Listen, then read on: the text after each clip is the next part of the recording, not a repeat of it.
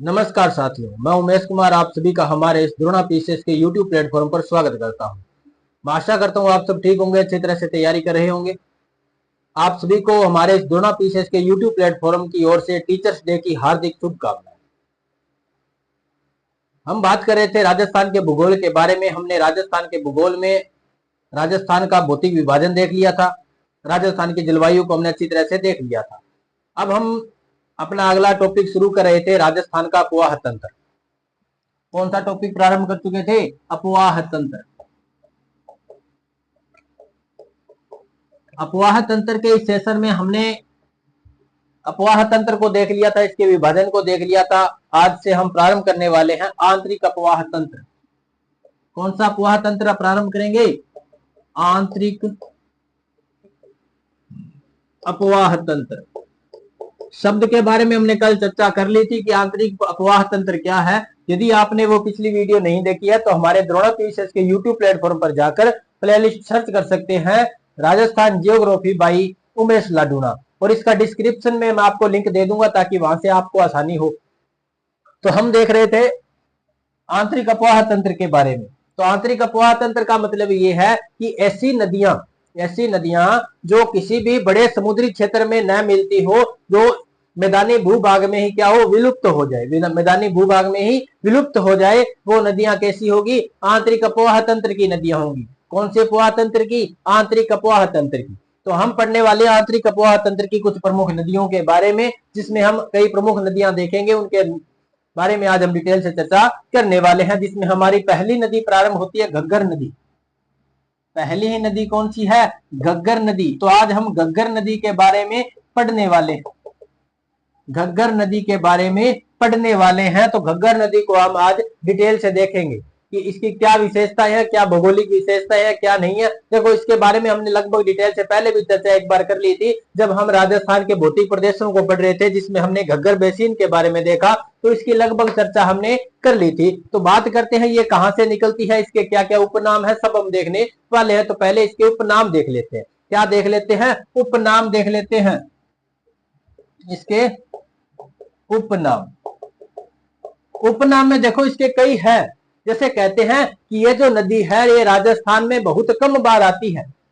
कितनी बार आती है? बहुत कम बार आती है। कभी तो बाढ़ ले आती है, कभी आती ही नहीं। ये तो बिल्कुल नाटक से करती है। क्या करती है? नाटक करती है। कभी तो इसमें पानी ज्यादा होता है, बाढ़ आ जाती है। हनुमानगढ़ में बाढ़ आ जाती है कई बार। इसमें हनुमानगढ़ जंक्शन में क्या आ जाती है, कई बार यहाँ पे बाढ़ देखने को मिलती है। और कई बार ऐसा होता है कि यह नदी पाकिस्तान तक चली जाती है। कहां तक चली जाती है? तो पाकिस्तान तक चली जाती है। और कई बार ऐसा होता है कि यह नदी सूरतगढ़ से भी आगे नहीं निकल पाती, हनुमानगढ़ से भी आगे नहीं आ पाती। तो इसलिए इसे कहते हैं ये तो बहुत नाटक करती है। अरे तू तो नाटक करती है, तू तो नट हो गई। क्या हो गई? नट। नट एक दो कर्तव्य दिखाने वाली है। कर्तव्य तो दिखाती है, कभी तो बाढ़ ले आती है, कभी आती नहीं, तो कर्तव्य दिखाती है। इसलिए इसको क्या कह दिया? अरे तू तो नट के जैसे कार्य करती है, तू तो नटनी है। तो इस नदी का नाम पड़ गया नट नदी।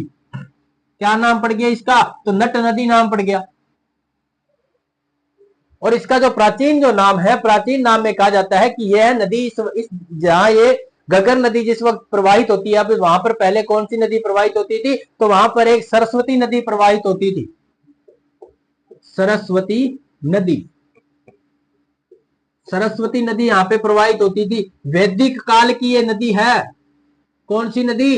सरस्वती नदी। तो वैदिक जो ग्रंथ है उनमें इस घग्गर नदी के लिए किस शब्द का प्रयोग किया गया है? कि ये बताया गया है कि यहाँ पे कौन सी नदी बहती थी पहले? सरस्वती नदी बहती थी। तो इसलिए इसको क्या कहते हैं? सरस्वती नदी भी कहते हैं। क्या कहते हैं? सरस्वती नदी भी कहते हैं। अरे ये तो पाकिस्तान में कई बार जाती है, कई बार नहीं जाती। अरे बोलते हैं तू तो रास्ते में ही मर गई। क्या हो गया? तू तो रास्ते में मर गई। तो इसलिए इस नदी को कहते हैं मृत नदी।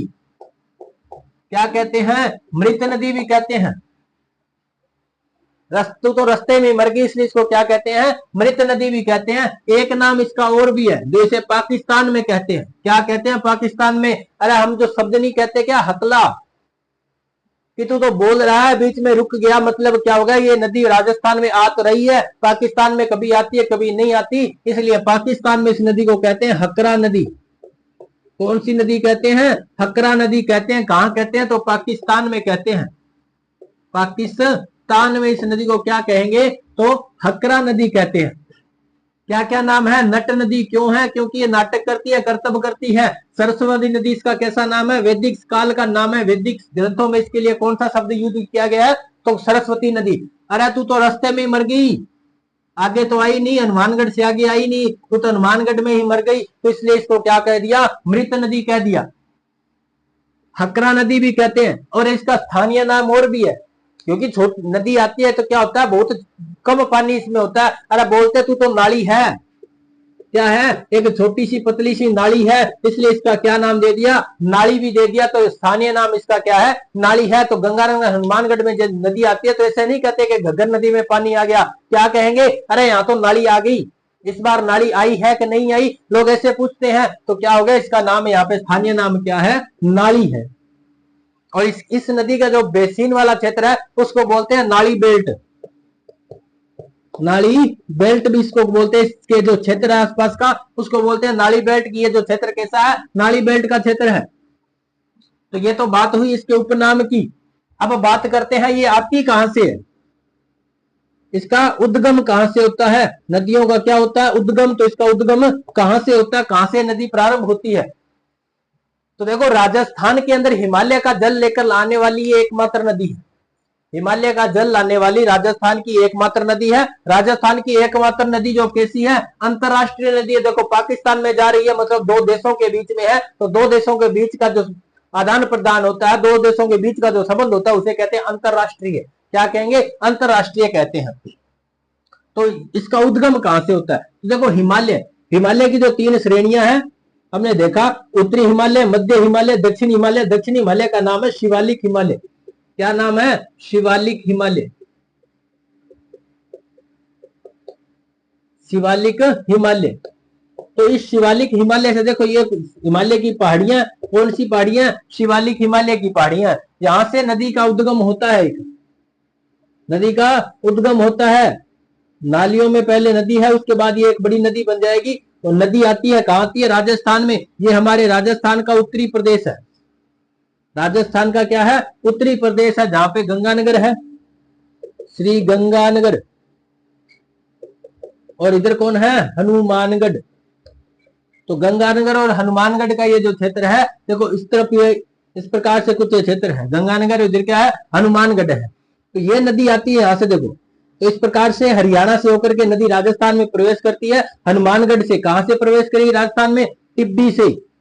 अरे टिब्बी रोग नहीं है, टिब्बी जगह है, टिब्बी के लोग है।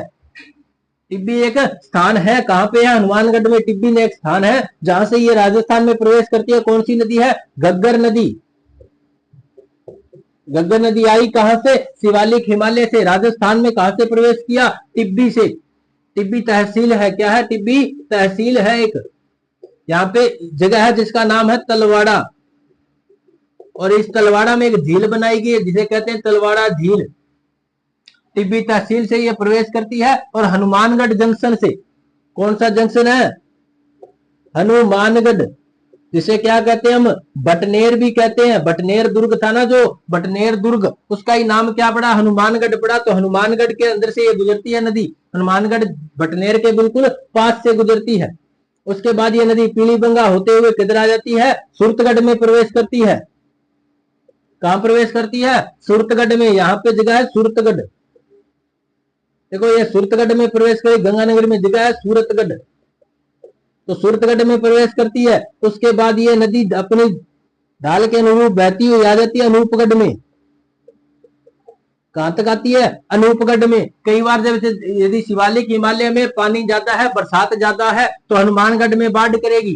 क्या हो जाएगी? हनुमानगढ़ में बाढ़। क्योंकि जो हनुमानगढ़ का जो जंक्शन है, जो हनुमानगढ़ टाउन वाला जो क्षेत्र है, वो क्या है? इस घग्गर नदी के पार्ट से थोड़ा सा क्या है? नीचे है। इसका जो लेवल कैसा है? इस प्रकार नीचे। यहाँ पे तो हनुमानगढ़ है और ये घग्गर नदी का पार्ट हो गया, घग्गर नदी का तल वाला क्षेत्र हो गया। वहां से भी क्या है? हनुमानगढ़ थोड़ा नीचे है, तो इसलिए यहाँ पे क्या हो जाती है? बाढ़ आ जाती है। और उसके बाद ये नदी चली जाती है पाकिस्तान में। कहां चली जाती है? पाकिस्तान में चली जाती है। पाकिस्तान में जगह नाम है फोर्ट अब्बास। बस फोर्ट अब्बास तक ही ये नदी कई बार देखने को मिलती है, हमेशा तो नहीं आती, हर साल नहीं आती। ये एक मौसमी नदी है, पूरा साल नहीं बहती। तो कुछ बार ऐसा होता है शिवालिक हिमालय में बरसात ज्यादा हो गई तो क्या हो जाएगा, ये जो घग्गर नदी है कहां तक पहुंच जाएगी, होट अब्बास तक पहुंच जाएगी। वरना ये कहां रह जाती है, अनूपगढ़ से ही पहले रह जाती है। और पाकिस्तान में इसको क्या नाम लेते हैं, हकरा। क्या नाम, क्या कहते हैं पाकिस्तान में से, हकरा कहते हैं। तो ये इस प्रकार का यहाँ का कुछ क्षेत्र है। अब देखते हैं इसके किनारे क्या क्या व्यवस्थित है। तो देखो इसके किनारे दुर्ग की बात करें तो कौन सा दुर्ग हो जाएगा, बटनेर दुर्ग। बटनेर दुर्ग इसके किनारे स्थित है। उसके बाद इसके किनारे शहरों की बात करें तो हनुमानगढ़, सूरतगढ़, और उसके बाद अनूपगढ़। कितने जिलों में बहती है, तो यदि पुराने जिलों की बात करें तो गंगानगर और हनुमानगढ़ 2 जिलों में बहती है। नए जिले यदि जोड़ दिए जाएंगे तो 3 जिले हो जाएंगे, गंगानगर, हनुमानगढ़ और अनूपगढ़। तो इस प्रकार से 3 जिलों में बहती है, हनुमानगढ़, सूरतगढ़ और अनूपगढ़। ये शहर इसके किनारे बसे हुए हैं। तो इस प्रकार से अब इसके पास देखे सभ्यताएं कौन कौन सी है। तो देखो यहाँ की यदि सभ्यताओं की बात करेंगे तो एक सभ्यता स्थल है कालीबंगा। कालीबंगा जो सिंधु घाटी सभ्यता की तीसरी राजधानी, कौन सी राजधानी, तीसरी राजधानी है। कालीबंगा सभ्यता यहाँ पे स्थित है। कालीबंगा के पास में है पीलीबंगा सभ्यता। पीलीबंगा सभ्यता जो भी इस नदी के, वो भी क्या है, इस नदी के किनारे है। एक सभ्यता और है रंगमहल। रंगमहल जो सभ्यता है वो भी इसी नदी के किनारे स्थित है। एक सभ्यता और अनूपगढ़ जिले के अंदर है, श्री गंगानगर जिले की। ये दो तीनों सभ्यताएं हनुमानगढ़ जिले में स्थित है। कहां पे स्थित है, हनुमानगढ़ जिले में स्थित है। उसके बाद श्री गंगानगर जिले यार वर्तमान का अनूपगढ़ जिला, वहां पे एक सभ्यता स्थल स्थित है, नाम है ब्रोर। ब्रोर जो सभ्यता स्थल है कहां पे है, वर्तमान में अनूपगढ़ जिले में। और पहले कौन सा जिला था, तो श्री गंगानगर जिला। तो इस प्रकार से यहाँ की ये क्या है, सभ्यता स्थल है, सभ्यता स्थल। ये तीनों, ये 4 क्या है यहाँ के, क्या सभ्यता स्थल। तो घग्गर नदी के किनारे कुल कितने सभ्यता स्थल हैं, तो 4 सभ्यता स्थल मिलते हैं। कौन कौन से मिलते हैं, कालीबंगा, पीलीबंगा, रंगमहल और बरोर। ये 4 सभ्यता स्थल मिलते हैं। 3 शहर इस घग्गर नदी के किनारे कौन कौन से, हनुमानगढ़, सूरतगढ़ और अनूपगढ़। ये 3 शहर इसके किनारे स्थित है। दुर्ग यहाँ पे कौन सा है, तो बटनेर दुर्ग। और दूसरा एक अनूपगढ़ में भी दुर्ग बना हुआ है। यहाँ पे भी क्या है, एक दुर्ग बना हुआ है, किला बना हुआ है अनूपगढ़, जिसका नाम इसी अनूपगढ़ के नाम पर इसका जिले का नाम क्या पड़ा था, अनूपगढ़ पड़ा था। इस स्थान का नाम क्या पड़ गया, अनूपगढ़। किसके कारण, यहाँ पे अनूप सिंह के द्वारा बनाया गया। बीकानेर के महाराजा थे अनूप सिंह, उन अनूप सिंह के द्वारा यहाँ पे एक गढ़ बनवाया गया जिसका नाम क्या है, अनूपगढ़। इसी अनूपगढ़ के कारण इस जिले के, इस गढ़ दुर्ग के कारण यहाँ का नाम क्या पड़ गया, अनूपगढ़ पड़ गया। तो यहाँ पर कितने दुर्ग स्थित है, तो 2 दुर्ग स्थित है। कौन कौन से, एक तो बटनेर दुर्ग स्थित है और दूसरा कौन सा है, अनूपगढ़ दुर्ग स्थित है। ये जो अनूपगढ़ दुर्ग है वर्तमान में यहाँ पर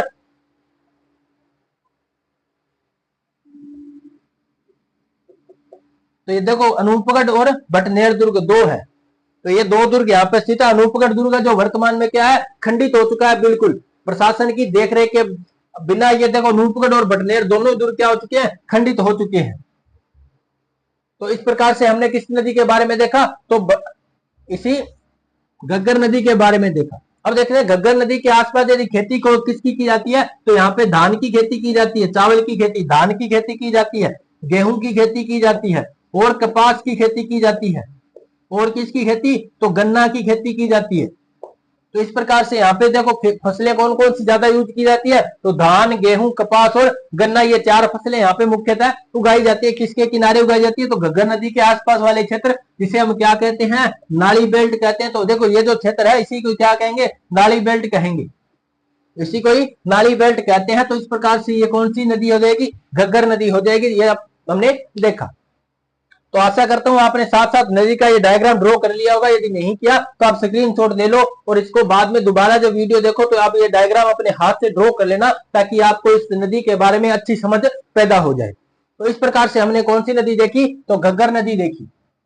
आशा करता हूं आपने साथ साथ लिख लिया होगा। तो इसके बारे में थोड़ी डिटेल हम लिख लेते हैं एक बार, और उसके बाद हम अगली नदी के बारे में प्रारंभ करने वाले हैं। इसकी थोड़ी बहुत डिटेल हम लिख लेते हैं। बाकी लगभग हमने इस डायग्राम में देख ली यहाँ की कुछ, अब इसको एक साथ नोट्स के रूप में लिख लेते हैं। तो अब देखने वाले हैं घग्गर नदी के बारे में, साथ साथ लिख लिया करो आप। वैसे तो ऐसा डायग्राम बना लो ताकि आपको पढ़ने में आसानी होगी। समझ के देखते जाओगे आपको अच्छी तरह समझ में आ जाएगी, और हर चीज के बारे में समझ जरूरी है, क्योंकि जब आप आरएस के मेन एग्जाम में लिखने जाओगे तो आपके पास शब्दों का भंडार होना चाहिए, अब आपकी अच्छी समझ होनी चाहिए। तो हम क्या लिखने वाले, इसका उद्गम कहां से हुआ, शिवालिक हिमालय से, शिवालिक हिमालय से। उसके बाद राजस्थान में प्रवेश, राजस्थान में प्रवेश कहां से प्रवेश करती है राजस्थान में, तो हमने देखा टिब्बी तहसील, टिब्बी तहसील कहां पे है, टिब्बी तहसील तो हनुमानगढ़ में, हनुमानगढ़ में। प्रमुख शहर, यार इसका देखें विस्तार, विस्तार के जिले, विस्तार के जिले, किन किन जिलों में इस नदी का विस्तार है, तो 2 जिले हैं, कौन कौन से, श्री गंगानगर और दूसरा कौन सा है, हनुमानगढ़। वर्तमान में जो नया जिला बना है वो जिसको जोड़ेंगे तो एक अनूपगढ़ जिला भी हो जाएगा, अनूपगढ़ जिला।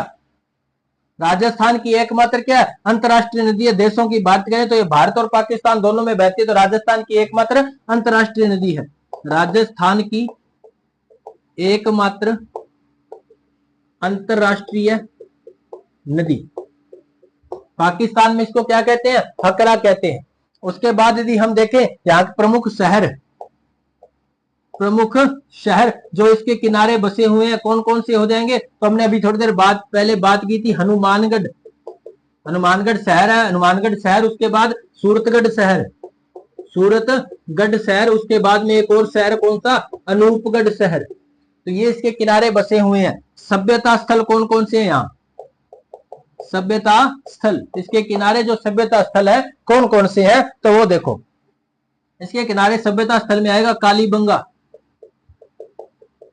काले रंग की चूड़ियां जहां पे मिली, पीले रंग की जहां पे चूड़ियां मिली पीली बंगा, रंग महल, रंग महल। उसके बाद आएगी बरोर सभ्यता, बरोर सभ्यता। काली बंगा, पीली बंगा, रंग महल, ये देखो रंगों से जुड़े हैं। तो कौन से रंग है, देखो आप जब रंगों में जुड़ जाओगे, जब आप श्री राम के रंगों में रंग जाओगे तो क्या बन जाओगे, हनुमान जी। तो देखो क्या हो जाएगा, तो काली बंगा, पीली बंगा, रंग महल, ये सारे रंगों से है, तो रंग कहां पे है, हनुमानगढ़ में रंग बनेंगे। और बरोर कहां पे होगा, तो कहां पे होगा बरोर, श्री गंगानगर और अनूपगढ़ जिले में। तो इस प्रकार से हमने ये 4 सभ्यताएं देख ली, इसके किनारे स्थित है। तो इस प्रकार से हमने इस नदी के बारे में देखा। यहाँ की इसके किनारे प्रमुख जो फसलें, यहाँ की जो प्रमुख फसलें कौन कौन सी हो जाएंगी, तो हमने अभी बात की थी धान। उस धान के बाद हमने क्या देखा, कपास, गन्ना और गेहूं। तो ये 4 जो मुख्य फसलें इस नदी के आसपास बोई जाती है, इस नदी बेसिन क्षेत्र में बोई जाती है। तो ये हमने इस नदी के बारे में देखा। ये कौन सी नदी है, घग्गर नदी। तो घग्गर नदी के बारे में हमने डिटेल से चर्चा कर ली है, घग्गर नदी के बारे में डिटेल से चर्चा कर ली है। अब हम क्या देखेंगे, नेक्स्ट नदी के बारे में देखने वाले हैं, कांतली नदी। क्या देखेंगे, कांतली नदी के बारे में हम देखने वाले हैं। तो इसका यदि हम देखें, ये विलुप्त कहां पे होती है, ये जो नदी है कौन सी नदी, घग्गर नदी, विलुप्त कहां पे होती है, तो इसका अंतिम जो विलुप्त है वो कहां पे होता है, तो पाकिस्तान के फोर्ट अब्बास, फोर्ट अब्बास। अब कहां पे ये, पाकिस्तान में। तो ये नदी अंतिम कहां तक जाती है, तो फोर्ट अब्बास पाकिस्तान तक। और ज्यादातर तो ये कहां विलुप्त हो जाती है, लगभग अनूपगढ़ से पहले ये क्या हो जाती है, विलुप्त हो जाती है। लेकिन कई बार जो अंतिम, जिसका अंतिम पॉइंट है ये नदी का कौन सा है, फोर्ट अब्बास पाकिस्तान तक ये नदी जाती है। तो इस प्रकार से हमने किस नदी के बारे में देखा, तो घग्गर नदी के बारे में। अब इसके कुछ और फैक्ट है वो भी देख लेते हैं, इस नदी के कुछ और फैक्ट देख लेते हैं, फिर हम पढ़ेंगे कांतली नदी के बारे में। राजस्थान की एकमात्र अंतरराष्ट्रीय नदी है।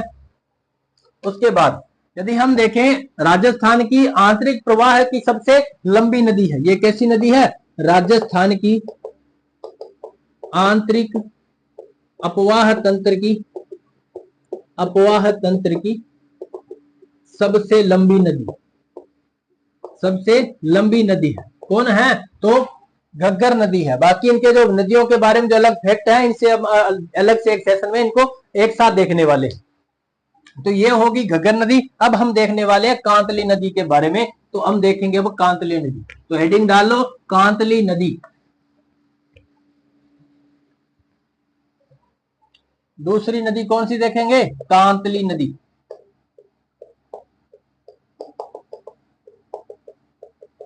कांतली नदी। कांतली नदी के बारे में हम देखने वाले हैं। देखो ये जो नदी है कांतली नदी, ये है राजस्थान के अंदर अपवाह तंत्र की, राजस्थान में बहने वाली, राजस्थान में पूर्ण बहाव के आधार पर आंतरिक अपवाह तंत्र की सबसे लंबी नदी है। तो क्या देखेंगे, आंतरिक, इसलिए पूर्ण बहाव के आधार पर, पूर्ण बहाव के आधार पर आंतरिक अपवाह तंत्र की सबसे बड़ी नदी, सबसे लंबी नदी। मतलब क्या हुआ, जो सिर्फ राजस्थान से जिसका उद्गम होता है वो राजस्थान के अंदर ही विलुप्त हो जाती है, ऐसी नदी है जो पूर्ण बहाव जिसका राजस्थान के अंदर। देखो घग्गर नदी का बहाव हमने देख लिया, हनुमान हरियाणा में भी है, पाकिस्तान में भी जाती है, तो शिवालिक हिमालय से चलती है, तो देखो इसलिए हम उसको पूर्ण बहाव, राजस्थान में उसका पूर्ण बहाव नहीं है। कांतली नदी है जो राजस्थान के अंदर ही बहती है, राजस्थान में उद्गम होता है, राजस्थान के अंदर विलुप्त हो जाती है, तो इस आधार पर ये आंतरिक अपवाह तंत्र की क्या हो जाएगी, सबसे लंबी नदी हो जाएगी, सबसे लंबी नदी है। अब बात आती है इसका उद्गम कहां से होता है, इसका उद्गम, तो इसका उद्गम होता है खंडेला की पहाड़ियों से। खंडेला की पहाड़ियां, यहाँ पे इसका, यहाँ पे क्या है, खंडेला की पहाड़ियां हैं। ये कौन सी पहाड़ियां हैं, खंडेला की पहाड़ियां। कहां पे खंडेला की पहाड़ियां, सीकर जिले में है। कौन से जिले में है, सीकर जिले में। यहां से एक नदी का उद्गम होता है और नदी उत्तर की ओर जाकर के झुंझुनू में चली जाती है। कहां पे चली जाती है, झुंझुनू, झुंझुनू जिले के अंदर चली जाती है। झुंझुनू जिले में जगह है मंडरेला, मंडरेला जगह है, मंडरेला स्थान, मंडरेला स्थान पर जाकर के ये क्या हो जाती है, विलुप्त हो जाती है। ये अंतिम नदी, या इसका जो अंतिम बिंदु कौन है, तो मंडरेला। किस नदी का, हमने किस, दो कांतली नदी का। कांतली नदी सीकर और झुंझुनू दो जिलों में प्रवाहित होती है। सीकर की खंडेला की पहाड़ियों से इसका उद्गम होता है। मंडरेला स्थान जो कहां पे, झुंझुनू में, वहां तक ये जाकर क्या हो जाती है, विलुप्त हो जाती है। इसकी जो लंबाई है लगभग कितनी है, 100 किलोमीटर की लंबाई। ये नदी कितने किलोमीटर है, तो 100 किलोमीटर लंबी नदी है। बाकी देखो नदियों की लंबाई से क्वेश्चन ज्यादा नहीं पूछे जाते, क्योंकि ये तो बारिश की नदियां हैं, बरसाती नदियां हैं, इनमें पानी यदि कम हुआ तो ये रास्ते में रह जाएगी, रास्ते में रह जाएगी। बरसात ज्यादा हुई तो हो सकता है 100 किलोमीटर से आगे भी चली जाएगी। नदियों की जो लंबाई फिक्स पूछी जाती है वो उन नदियों की पूछी जाती है जो नित्य वाहिनी नदियां, जैसे चंबल नदी हुई, लूणी नदी हो गई, और उसके बाद में जैसे माही नदी है, बनास नदी, इनकी लंबाई पूछी जाएगी, क्योंकि ये क्या है, फिक्स स्थान से गुजरती है। जैसे बनास नदी चंबल नदी में मिल जाएगी, तो देखो चंबल नदी और बनास नदी के बीच का ये क्या है, यहाँ का फिक्स जगह है, तो इसके बारे, यानी इसलिए इनको नदियों को जो डिटेल, वो लंबाई आपसे पूछी जाएगी। बाकी जो आंतरिक अपवाह तंत्र की नदियां हैं उनसे लंबाई कभी नहीं पूछी जाती, क्योंकि उनका पता नहीं वो कब कहां और विलुप्त हो जाए। बरसात ज्यादा होगी तो वो नदियां आगे तक चली जाएगी, बरसात कम है तो वो बीच में ही रह जाएगी, तो इसलिए इनकी लंबाई से ज्यादा क्वेश्चन नहीं पूछे जाते। इनके डिटेल आपसे बहुत पूछे जाएंगे, कौन कौन से जिलों में है, इसके किनारे कोई प्रमुख जो स्थान है वो उनके बारे में आपसे पूछा जाएगा। तो ये जो मंडरेला जो जगह ये है कहां पे, तो झुंझुनू और चूरू की सीमा पर है। तो इसलिए देखो कितने जिलों में बहेगी, 2 जिलों में। अब इसके किनारों की बात आ जाती है, इसके किनारे पर क्या क्या स्थित है। तो देखो ये जो है, इसके किनारे एक जगह उदयपुर वाटी, उदयपुर वाटी, उदयपुर वाटी का है, झुंझुनू जिले में है उदयपुर वाटी। ये जो उदयपुर वाटी है, यहाँ पे क्या है, इस नदी के आसपास क्या है, घास के मैदान बने हुए। क्या बने गए, घास के मैदान बने हैं। तो घास के मैदान बने, जिन्हें क्या कहते हैं, बीड़ कहते हैं। हमने इस शब्द के बारे में पहले भी चर्चा की थी कि उदयपुर वाटी में जो कांतली नदी के आसपास वाले क्षेत्रों में जो घास के मैदान बने हुए हैं उन्हें क्या कहते हैं, बीड़ कहते हैं। क्या कहते हैं, बीड़ कहते हैं। और इसके जो अपवाह है, जो इसका जो प्रवाहित क्षेत्र है, अपवाह क्षेत्र है, इसको क्या कहते हैं, तोरावाटी। क्या कहते हैं इसको, तोरावाटी भी कहते हैं। कांतली नदी का जो अपवाहित क्षेत्र है उसको क्या कहते हैं, तोरावाटी कहते हैं। जैसे हमने पहले उस घग्गर नदी में देखा, उसके आसपास क्षेत्र को क्या कहते हैं, तो नाली बेसिन कहते हैं, वैसे इसको क्या कहते हैं, तोरावाटी क्षेत्र भी कहते हैं। तो इस प्रकार से हमने किस नदी के बारे में चर्चा की है, तो कांतली नदी के बारे में। देखो ज्यादा डिटेल इनके बारे में कुछ नहीं है, इतना आप देख लो, ये बहुत है। तो हम देखेंगे इसका उद्गम कहां से, तो ये डायग्राम आपने बना लिया होगा, साथ साथ इनको ड्रॉ कर लिया करो। और इसके बाद हम देखते हैं इसकी कुछ डिटेल है, उसको लिख लेते हैं अच्छी तरह से।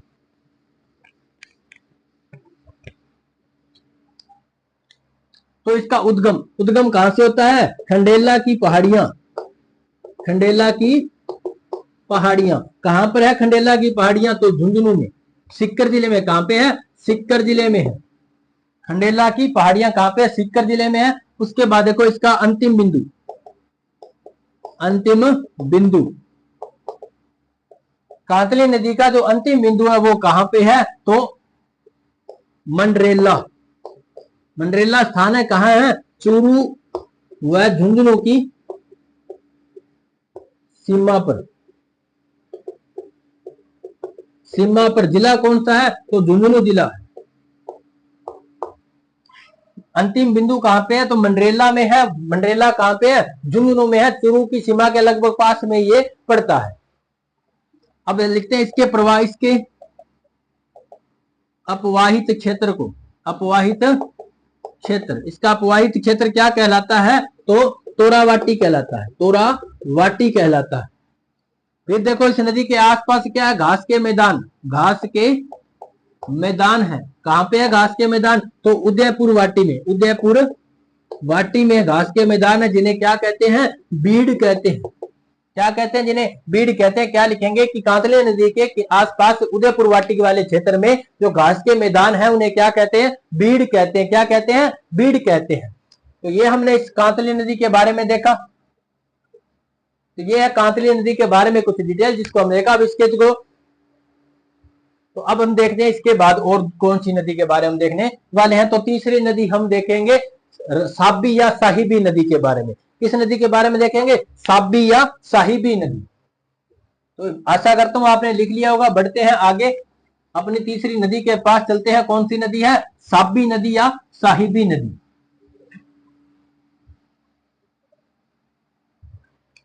तो तीसरी नदी देखने वाले साबी या साहिबी नदी। साबी या साहिबी नदी। बात आती है कि साबी या साहिबी नदी का उद्गम कहां से होता है? तो इसका उद्गम होता है जयपुर में कुछ पहाड़ियां हैं, अरावली की ये पहाड़ियां हैं। क्या नाम है पहाड़ियों का? सेंवर की पहाड़ियां। सेंवर की पहाड़ियां बनी हुई है, वहां से ये चली जाती है हरियाणा में। तो देखो ये भी उत्तर की ओर बहने वाली नदी है। जैसे ये हमारा क्या है? जयपुर में कौन सी पहाड़ियां हैं? सेंवर। सेंवर की पहाड़ी। जिला कौन सा है? जयपुर। जयपुर जिले में कुछ पहाड़ियां हैं, सेंवर की पहाड़ियां, जहां से एक नदी का उद्गम होता है और वो बहती हुई कहां चली जाती है? तो हरियाणा में चली जाती है। हरियाणा तक ये नदी चली जाती है। राजस्थान की एक अंतरराज्यीय नदी है। अंतर राज्य नदी है जो राजस्थान से कहां चली जाती है? हरियाणा की ओर, उत्तर की ओर जाने वाली नदी है। उत्तर की ओर जाने वाली ये नदी है। कहां चली जाती है? तो जयपुर से हरियाणा। तो कौन कौन से जिलों में बहती है? जयपुर में बहती है। जयपुर के बाद ये अलवर जिले में भी बहती है।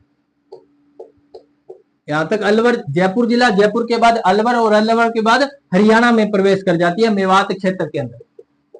हरियाणा का जो मेवाती क्षेत्र है उस मेवात क्षेत्र के आसपास ही जाके विलुप्त हो जाती है, वहां तक ये नदी बहती है। अब देखें इसके नए जिले कौन कौन से। तो दो जो नए जिले, जयपुर से नया जिला कौन सा बना? कोटपुतली बहरोड। अलवर से बना खेरथल तिजारा।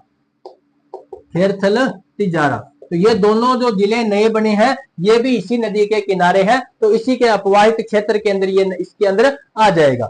अब देखो एक इसकी सहायक नदी भी है। इसकी सहायक नदी है जिसका नाम है सोडा। सोडा नदी। तो इसकी सहायक नदी है सोडा नदी, जो इसके अंदर मिलती है। एक ही सहायक नदी इसकी कौन सी है? सोडा नदी। इसकी क्या है? अब सहायक नदी है। तो ये हमने किस नदी के बारे में देखा? साबी या साहिबी। देखो छोटी छोटी नदियां हैं तो डिटेल्स ज्यादा इतनी नहीं है, पूछा थोड़ा बहुत जाता है कि ये नदी कहां पर स्थित है, कहां से इसका उद्गम होता है। ज्यादा इनके उद्गम से सवाल आते हैं, उद्गम से या इसके अपवाहित क्षेत्र के, यानी इसका अपवाहित कौन कौन से जिलों में ये अपवाहित होते हैं। तो इनके जहां से या इनके उद्गम से ज्यादा क्वेश्चन आने वाले हैं, पूछा जाएगा साबी या साहिबी नदी का उद्गम क्षेत्र कौन सा है। या तीन चार नदियों के नाम दे दी जाएंगे, उनके उद्गम स्थल दे दी जाएंगे और आपसे मिलान करने पड़ेंगे कि कौन सा कहां पे स्थित है। इस प्रकार से आपको एग्जाम में क्वेश्चन आपको देखने को मिलेंगे। तो ये हमने देखा कौन सी नदी के बारे में? साबी या साहिबी नदी के बारे में। अब देखते हैं काकनी नदी के बारे में। नेक्स्ट नदी कौन सी देखेंगे? काकनी। पहले इसको थोड़ा सा लिख लेते हैं। डायग्राम साथ साथ बना लिया करो। तो ये कौन सी नदी है? साबी या साहिबी नदी। इसका उद्गम, उद्गम कहां से होता है इसका? तो सेंवर की पहाड़ियां, सेंवर की पहाड़ियां, सेंवर की पहाड़ियां। जिला कौन सा है? जयपुर जिला। जयपुर जिले से ये प्रवेश करती है। अब बात करते हैं अंतिम बिंदु, अंतिम बिंदु। तो इसका जो अंतिम बिंदु है वो वो हरियाणा में, कहां पे है? हरियाणा। हरियाणा में कौन सा क्षेत्र? मेवाती क्षेत्र। मेवाती क्षेत्र, मेवात क्षेत्र है, वहां पर ये नदी जाके क्या हो जाती है? विलुप्त हो जाती है। वहां पे नदी विलुप्त हो जाती है। अब बात आती है कि इसका जिले कौन कौन से? विस्तार के जिले या अपवाह के जिले, प्रवाहित जिले, प्रवाहित जिले या प्रवाह के जिले कौन कौन से जिले हैं? पुराने जिलों में देखेंगे तो जयपुर, और दूसरा कौन हो जाएगा? अलवर। क्रम से जिले हैं, पहले कौन आएगा? जयपुर, उसके बाद अलवर। अब देखेंगे कि ये जो जयपुर से एक नया जिला बना, कौन? कोटपुतली बहरोड। कोटपुतली बहरोड भी इसके प्रवाहित क्षेत्र में आएगा। अलवर से नया जिला बना खेरथल तिजारा, खेरथल तिजारा, ये भी इसके प्रवाह क्षेत्र में आएगा। तो दो तो पुराने जिले हैं और नए जिले दो हो जाएंगे, तो कुल वर्तमान में कितने जिले हो जाएंगे? 4 जिले हो जाएंगे। तो ये हमने किस नदी के बारे में देखा? तो साबी या साहिबी नदी के बारे में हमने देख लिया। इसकी सहायक नदी कौन सी है? सहायक नदी भी लिख लेते हैं साथ साथ। कौन सी नदी थी? सोडा नदी। सोडा नदी इसकी क्या है? सहायक नदी है। तो हमने देखा साबी नदी के बारे में। अब हम देखने वाले हैं काकनी नदी के बारे में। कौन सी नदी देखेंगे? काकनी नदी। राजस्थान की आंतरिक अपवाह तंत्र की सबसे छोटी नदी कौन सी है? काकनी। काकनी नदी, इसको मसूरदी नदी भी कहते हैं, काकनी नदी। तो चौथी नदी हमारी आएगी काकनी या मसूरदी नदी, मसूरदी नदी। तो हम देखने वाले हैं काकनी या मसूरदी नदी के बारे में। बात आती है इसका जो उद्गम कहां से होता है? तो उद्गम होता है कोटड़ी से। इसका उद्गम जैसलमेर में एक जगह है कोटड़ी। क्या नाम है? कोटड़ी। तो यहाँ पे कुछ छोटी छोटी पहाड़ियां सी है, कुछ ऊंचा उठा हुआ भूभाग है। जैसलमेर का कुछ ऊपर उठा हुआ भूभाग, जिसका नाम क्या है? कोटड़ी। कोटड़ी जगह कहां पे? ये जैसलमेर में। तो जैसलमेर से इस नदी का उद्गम होता है, जो बहते हुए जैसलमेर के जिले के अंदर एक जगह जिसका नाम है बुद्ध झील। बुद्ध झील, एक झील बनी हुई है जिसका नाम क्या है? बुद्ध झील। और वहीं पे जाकर के ये क्या हो जाती है? बुझ जाती है। क्या हो जाती है? बुझ जाती है। मतलब इसका क्या हो जाता है? विलुप्त हो जाता है।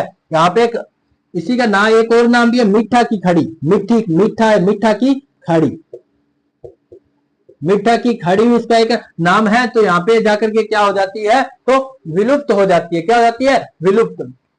तो ये जो नदी है जैसलमेर में बहने वाली और जैसलमेर में ही विलुप्त होती है।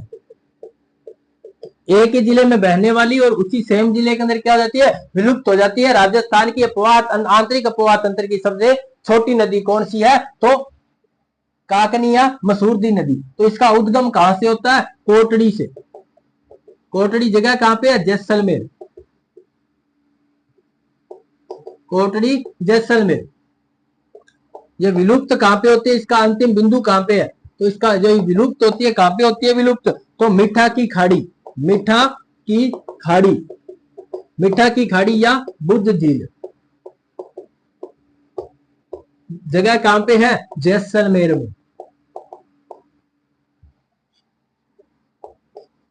आंतरिक अपवाह तंत्र की, अपवाह तंत्र की सबसे छोटी नदी, सबसे छोटी नदी है ये।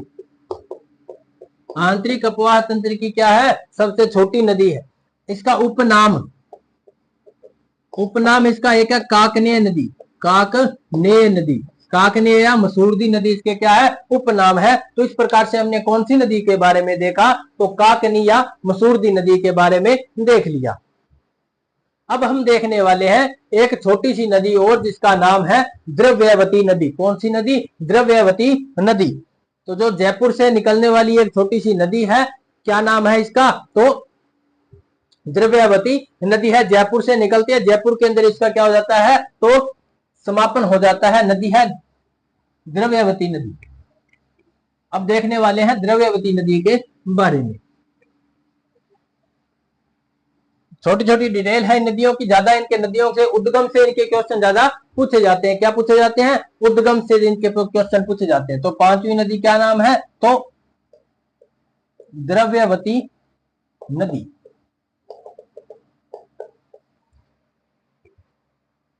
यह द्रव्यवती नदी का उद्गम देखें, तो उद्गम कहां से होता है इसका, तो नाहरगढ़ की पहाड़ियां, कौन सी पहाड़ियां है, नाहरगढ़ की पहाड़ियां, नाहरगढ़ की पहाड़ियों से इसका क्या होता है, उद्गम होता है। ये है कहां पे, तो जयपुर जिले में, जयपुर जिले में स्थित है। जयपुर जिले में कौन सी पहाड़ियां हैं, नाहरगढ़ की पहाड़ियां। तो नाहरगढ़ की पहाड़ियों से इसका क्या उद्गम होता है, और ये नदी जाकर के अंत में एक बांध बना हुआ है जयपुर के अंदर ही। कौन सा बांध, कानोता बांध, कानोता बांध बना हुआ है। कहां पे है ये, जयपुर जिले के अंदर ही है। तो इस यहां तक आके ये नदी क्या हो जाती है, समापन यानी विलुप्त हो जाती है। यहां तक नदी नाहरगढ़ की पहाड़ियों से निकलती है, कहां तक जाती है, कानोता बांध में जाकर के ये विलुप्त हो जाती है। अपना जल कहां गिराती है, तो कानोता बांध। कानोता बांध में जलापूर्ति करने वाली नदी कौन है, तो द्रव्यवती नदी। तो इसके बारे में कुछ इतनी ही डिटेल है। जयपुर शहर में ये क्या है, प्रदूषण का शिकार। यहाँ पे देखो जयपुर शहर के अंदर से, तो इसमें क्या हो जाएगा, प्रदूषण ज्यादा हो रहा है। तो यह प्रदूषित नदी है, कौन सी, द्रव्यवती नदी। तो इसका जो डिटेल लिख लेते हैं। उद्गम कहां से होता है, तो आथुनी कुंड से। आथुनी कुंड, कहां पे आथुनी कुंड, तो नाहरगढ़ की पहाड़ियों में बना हुआ एक कुंड है, नाम क्या है, आथुनी कुंड। तो आथुनी कुंड से इसका क्या होता है, उद्गम होता है। कहां है, नाहरगढ़, नाहरगढ़ की पहाड़ी। अब ये नाहरगढ़ की पहाड़ी कहां है, तो जयपुर में है। उसके बाद इसका समापन, तो इसका समापन कहां पे होता है, तो कानोता बांध। कानोता बांध कहां पे है, कानोता बांध, तो ये भी तो जयपुर में ही है। जयपुर में है कानोता बांध। कौन सी नदी पर है, द्रव्यवती नदी के ऊपर है। अब इसका उपनाम पूछे तो उपनाम में इसका नाम क्या है, तो इसको कहते हैं अमीन शाह का नाला। अमीन शाह का नाला। ये जो नदी है एक कैसी नदी है, प्रदूषित नदी है। प्रदूषित नदी है क्योंकि जो नदियां बड़े शहरों से जब गुजरेगी वो कैसी हो जाएगी, प्रदूषित नदी हो जाएगी। कैसी नदी होगी, प्रदूषित नदी। जैसे देखो यमुना नदी है, दिल्ली शहर के मध्य से गुजरती है, तो दिल्ली के मध्य से गुजरेगी तो वो कैसी हो जाएगी, प्रदूषित। इसीलिए वो कैसी नदी है, बिल्कुल प्रदूषित नदी हो चुकी है। तो ये नदियां हैं जिसके बारे में हमने डिटेल से चर्चा की। कौन सी नदी के बारे में देखा, द्रव्यवती नदी के बारे में हमने देख लिया। तो इस प्रकार से हमने कैसे देखा, द्रव्यवती नदी के बारे में देख लिया। तो अब हम आगे और नदियों के बारे में देखेंगे, वो हम देखेंगे अगले सेशन के अंदर। आज के लिए इतना ही। कैसी लगी ये क्लास हमें कमेंट में जरूर बताना। अगर अच्छी लगी हो तो लाइक करना, अपने साथियों तक ये कंटेंट पहुंचा देना, शेयर कर देना। और यदि आप हमारे चैनल पर अभी तक नए हो, आपने चैनल को सब्सक्राइब नहीं किया है, तो हमारे द्रोणा पीसीएस के यूट्यूब प्लेटफॉर्म को सब्सक्राइब कर लीजिएगा और बेल आइकन को ऑन कर लीजिए ताकि आने वाली क्लासों के नोटिफिकेशन आपको मिलते रहें। धन्यवाद।